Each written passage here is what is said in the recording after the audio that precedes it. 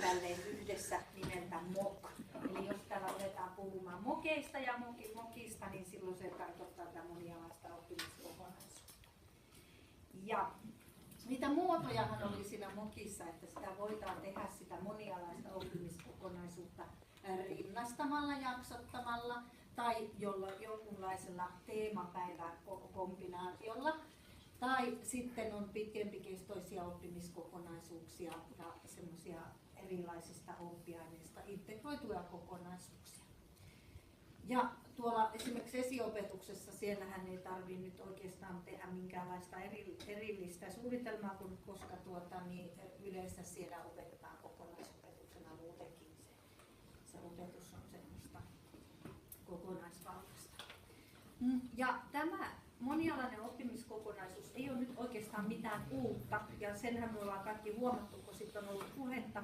Eli se on vaan tämmöinen yksi työtapa muiden joukossa, mutta opetussuunnitelma on nyt haluaa, ja siellä vaaditaan, että jokaisella oppilaalla on yksi tämmöinen tehtynä per vuosi. Eli jokaiselle oppilaalle se niin taataan sen opetussuunnitelman kautta. Se yksi tämmöinen eheytyskokonaisuus. Ja sen takia siitä on tehty sitten vähän enemmän niin puhetta, että ehkä vähän isompikin asia, mitä se on. Ei tämä niin kummallinen juttu ole.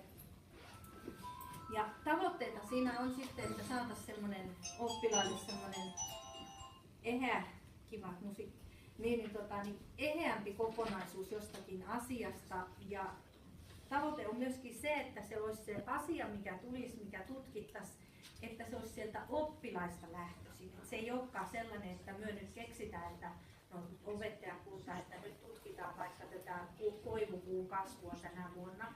Ei, vaan silleen, että ne oppilaat on itse siihen kiinnostuneet jostakin asiasta. Eli tähän on niin se ilmiölähtöisyys ja tämmöinen eheytyminen, niin ne on yhdistetty sitten tämmöisen monialaisen oppimiskokonaisuuden.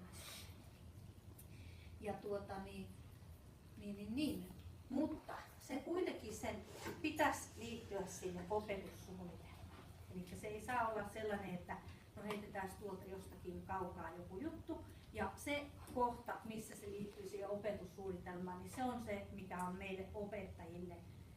Se on se meidän osuus siinä asiassa, että me pidetään huolta, että ne opetussuunnitelman asettamat tavoitteet täyttyy. Koska tämä kokonaisuus, jos se on esimerkiksi suunniteltu vaikka musiikki, kuvaamataito, englanti, fysiikka, kokonaisuudella niiden aineiden opettajat on ne, jotka arvioivat. Eli siitä ei saa mitään yhtenäistä numeroa, että annetaan sellainen 4 nyt tästä joku tämmöinen, vaan musiikin opettaja arvioi, mitkä hänen asettamansa musiikin tavoitteet ovat toteutuneet, millä tavalla siinä kokonaisuudessa, ja se menee sinne sen oppiaineen arviointiin. Eli ne on sellaisia, että, ja minä katsoisin englannin opettajana sitä, mitkä ne englannin tavoitteet on sieltä tullut ja miten ne on toteutuneet. Eli se on sellainen, että jokainen se opettaja, joka siinä on sitten mukana, niin on niin arvioi sen oman pompsinsa sieltä. Ja siinä on myöskin näissä on tavoitteena, että se tehdään yhteistyötä. Se voi olla yksi luokanopettaja, joka opettaa jonkun jutun kaikista oppiaineista läpi, mutta tässä on yksi tavoite myöskin sekin, että tehtäisiin yhteistyötä eri noiden ikävuosien yli. Ja tässä on niin vaihtoehtoja niin paljon kuin vaan niin keksitään. Ja toivon mukaan niin kuka keksii ne kaikki vaihtoehdot on myöskin siellä on oppilaat mukana. Oho, niin pakitin.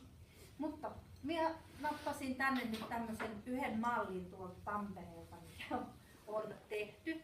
Siellä on ajateltu silleen, että niillä on ajateltu nämä monialaiset oppimiskokonaisuudet sillä tavalla, että 0-2-luokkalaiset pysyvät niin kuin, tässä lähiympäristössä. Tämä on vähän ympäristöopista otettu niin periaatteessa ehkä nämä ajatukset, mutta tämä on vaan se runko, mistä se lähtee. Ja sitten heillä on ajateltu näin, että nuo pienten niin kuin, aiheet korreloi näihin yläkoulun aiheisiin, jolla heillä pystytään tekemään ne ristiin rastiin, tai niin kuin, että 02 tekee yhteistyötä 7 kanssa, 34 8 kanssa. Ne on opetussuunnitelmassa ajatelleet tämän tällä. Mutta meidän opetussuunnitelmaan nyt ei ole kirjattu tämmöistä minkäänlaista runkoa siihen sinänsä, koska me haluttiin lähteä myöskin siitä, että se lähtee enemmän sieltä opettajista, oppilaista. Sitä voisi ohjata opetussuunnitelmassa enemmän, mutta siihen ei välttämättä haluttu lähteä, koska sitten se saattaa olla parin vuoden päästä, me ei enää haluta sitä niin rajoittavaksi ja se saattaa katkaista jotkut luovuuden siivet poikki ehkä jossain vaiheessa. Mutta me voidaan niin kuin ajatella sitä vaikka näiden Tampereen mallin kanssa, että voi ajatella, että okei, voi niin kuin löytää niitä yhteisiä semmoisia kiinnostuksen kohteita ja tehdä yhteistyötä eri luokkien kanssa. Ja meillä on ajateltu sitten näin, tämmöinen toiminta ja tässä on nyt se, mitä se vaatii meiltä. Eli nyt keväällä, kun tämä meidän OPS tästä tulee valmiiksi, niin ajatuksena on se, että oppilaat, esimerkiksi ekan luokan oppilaat tutustuisivat jollakin tavalla niihin kakkosluokan oppiaineiden sisältöihin. Ja niiden kanssa käytäisiin läpi, että mitä siellä kakkosella nyt oikeastaan opiskellaan. Ja sitten ne löytäisi sieltä itse opettajan tietysti avulla, pienemmät ja isommat varmaan jo ihan itsenäisesti, sen jonkun semmoisen punaisen langan, mikä siellä voisi olla. Ja samalla tässä olisi nyt semmoinen, mikä olisi meille niin opettajinakin ihan kiva juttu, kun meillä on uusi OPS, niin tulisipa käytyä vähän sitä OPSia läpi sieltä, että mitä nyt sit siellä oikeastaan sisällössä onkaan uutta. Ja sitten kun ne on sieltä katsonut, niin ne mahdollisesti sieltä tulisi joku ehdotus ilmiöstä tai jostakin kiinnostuksen kohdasta. Emme voi sanoa, että niiltä tulee se idea, mutta sieltä voi tulla jotakin, että okei, tai me nähdään tuossa sivusta, että nehän innostunut vaikka tuosta, että lähdetään siitä eteenpäin. Koska tämä on meille kaikille uutta, niin emme oikeastaan osaa tietää, mitä sieltä tulee, mutta sieltä saattaa tulla tosi hyviä juttuja. Ja sitten suunnitteluvesossa voisi ajateltaisiin, että ne opettajat sitten vähän keskusteltaisiin yhdessä ja katsottaisiin sitten siinä keväällä, tai syksyn vesossa jommassa kummassa, että ketkä opettajat rupeaa ja mitkä vuosiluokat rupeaa tekemään yhteistyötä, tai kuka aineen opettaja lähtee luokanopettajan messiin ja niin edespäin. Ja silloin minä toivoisin itse, että se aihe olisi jonkunnäköinen jo silloin, kun lähdetään kesälomille, jolloin vaikka ei nyt töitä tarvitse kesälomalla tehdä, mutta se kuitenkin vähän siellä niin kuin sellainen pureksistuisi siellä aivoissa sen kesäloman aikana, kun tekee kaikkea kivaa, niin voikin tulla idea, että näinhän minä tekin sen. Niin, että jonkunnäköinen haju olisi asiasta siellä kesäloman aikana. Ja sitten syksyllä tehtäisiin niiden oppilaiden kanssa sitten ihan se toteuttamisen suunnitelma ja sitten opettajien kanssa se suunnitelma, että miten se tehdään nyt se kokonainen juttu. Ja silloin se pitää tehdä niin kuin alkusyksystä heti kun koulut alkaa, ettei mene hirveän pitkälle, ettei siinä käy sit silleen, että oho, koulu meni jo. Joo, ei, että se tapahtuu. Joo, niin, että se tapahtuu, että lähtee heti, saadaan resurssit valmiiksi ja kaikki muut, niin heti silloin syksyllä hankittua siihen.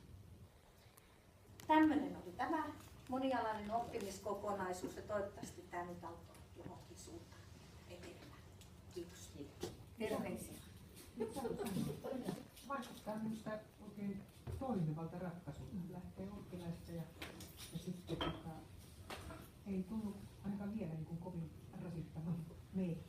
Joo, ja sitten justiinsa se, että se on uusi asia ja siinä on kuitenkin tarkat kriteerit arvioinnin ja muun suhteen. Ja se OPS-ohjausryhmässä on päätetty se sillä lailla juuri, että ei lähdetä opetussuunnitelmaan kirjaamaan niitä, että mitä toteutetaan minäkin vuosiluokkana ja minäkin vuonna ja sitomaan niitä liian tiukasti, koska koulut on erilaisia ja ajatus on, että pystytään niitä koulun henkilöstön vahvuuksia käyttämään myös niissä hyväksi. Ja voi olla, että tänä vuonna ja varmaan alussa se joutaa vähän väkisin tekemään ja siksi on hyvä tietää siihen raamit. Ja voi olla, että tänä vuonna päätetään, että minä ja Väinö ja Leena tehdään se näin. Mutta sitten varmaan se lähtee elämään niin, että alkaa tulla ideoita, että hei ensi vuonna tämä olisikin hienoa ottaa vaikka tällä lailla, että otetaan vaikka tämmöinen suvaitsevaisuus ja lähdetään rakentamaan sitä näissä aineissa näiden opettajien kanssa. Et se voi olla samalla vuosiluokalla tai se voi olla myös näin niin kuin horisontaalisesti, että eri vuosiluokilta otetaan. Ja sillä lailla se velvoittaa sitä, että koulurehtorilla on velvollisuus seurata, että se toteutuu ja ne kirjataan ne kunakin lukuvuonna toteutettavat monialaiset kokonaisuudet siihen vuosisuunnitelmaan, joka täytyy työsuunnitelmaan, joka pitää olla lautakunnalla tarkistettavana about syyskuun puolivälissä ekomaille niin suunnilleen. Joo. Niin siksipä se on hyvä aloittaa nyt keväällä, saada jollekin mallille, niin että sitten kun koulu käynnistyy ja meillä on se ensimmäinen suunnitteluveso, niin siellä se on sitten tiukkaa luukutusta jo ja ne kirjataan sinne ylös, koska se menee siihen lautakunnalle sitten tiedoksi. Ei muuta kuin vähän ytimeen kypsyttelemään. Ehkä semmoinen yksi OPSin isompia muutoksia. Ja joka vuosiluokalla on toteutettava lukuvuoden aikana vähintään 1. Ok.